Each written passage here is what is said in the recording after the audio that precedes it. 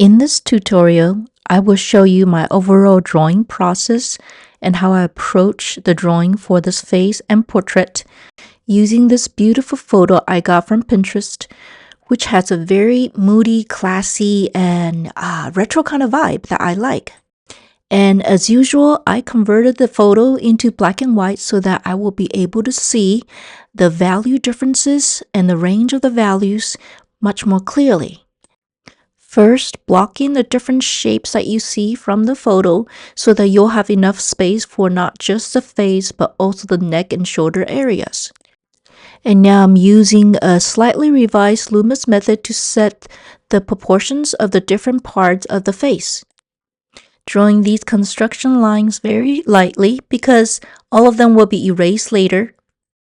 Right now the face I'm drawing seems a bit more tilted to the left than what is on the photo. But in a few minutes, I will adjust my camera angle to match that more of the same angle as what you see in the photo. I'm drawing the facial features at the center of the face, basically the eyebrows, the eyes, and the nose. And I'm using simple straight line first to map out the overall shapes of the eyes and the nose, and avoiding getting into too much details at this moment before I have all the facial features in place. So my main purpose right now is to get the facial features at the same proportions on the face as what I see in the photo. And I'm also blocking in the general shapes of the other features of this portrait that I want to include, basically the wavy hair on both sides, framing her face beautifully, and also maybe the part of her shirt and jacket that shows a great contrast of values against her skin tone and even against the background. I planned ahead on what I want to include in this face and portrait drawing so that I won't have to think so much when I'm in the middle of the drawing.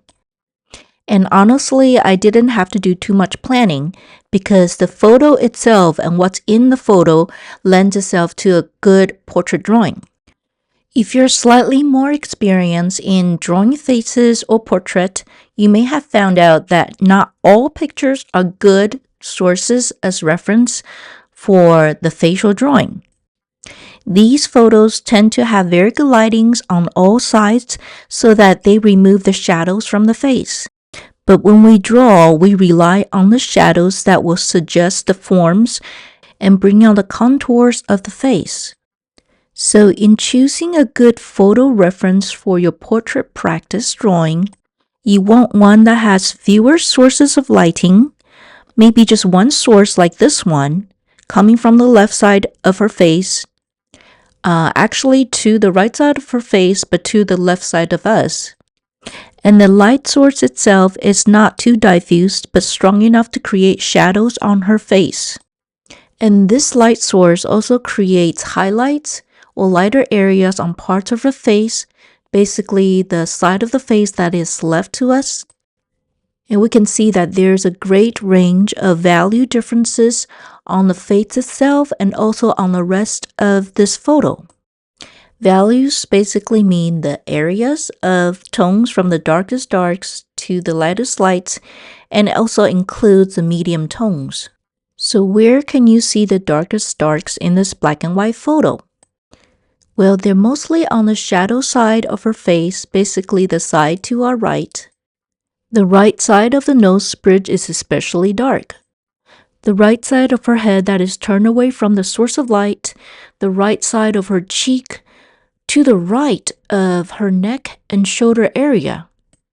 And under and on the right side of her neck, the shirt or the coat she's wearing is mostly very, very dark.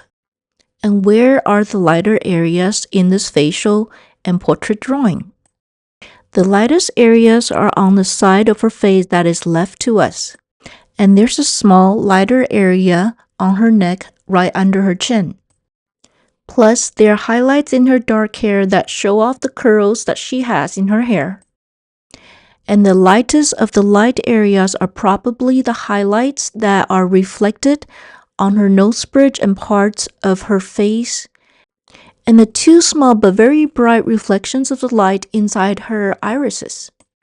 This wide range of value differences in different parts and shapes of her face and portrait makes it so much easier for me to plan the drawing. So except for these lightest of the lights, I'm going to shade in the areas for the skin tone, but even the darkest areas of her skin tone will never be as dark as the darkest areas of her hair or her shirt. With the exception of the cast shadow on the right side of her nose bridge and also on the section of the neck where the collar of the shirt casts shadow on. Please keep the above things that I said in mind as you are watching or drawing along this portrait process, especially when I start shading in the dark, medium, and lighter areas.